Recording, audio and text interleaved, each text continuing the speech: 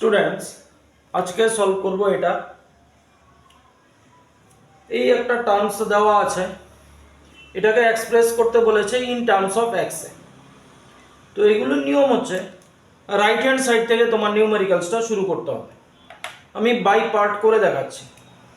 তো ফার্স্ট আমি এই পোর্শনটাকে কনসিডার করব, এই যে মার্ক করে দিলাম। কি আছে এটা? এক্স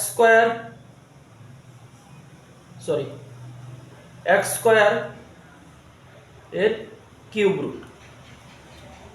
আগের ভিডিওতে বলেছিলাম যখন এরকম কিউব রুট থাকবে এই পাওয়ারটা যখন এই ডিজিটটার সাথে আসবে তখন ফ্র্যাকশানে চলে যাবে।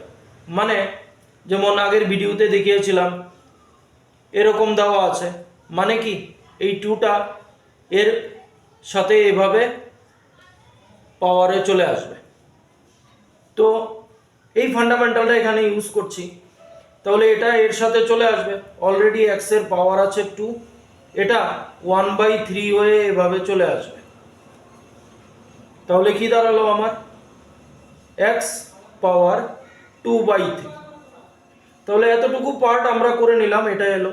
এবার সাথে আরেকটা জিনিস দেওয়া আছে, সেটা হচ্ছে এবার এটার সাথে এই জিনিসটা আছে 4।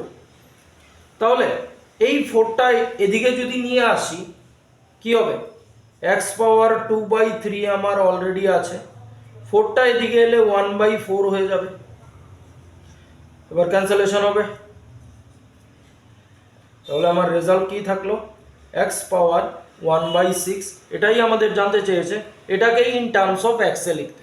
এই আমাদের রেজাল্ট। Thank you.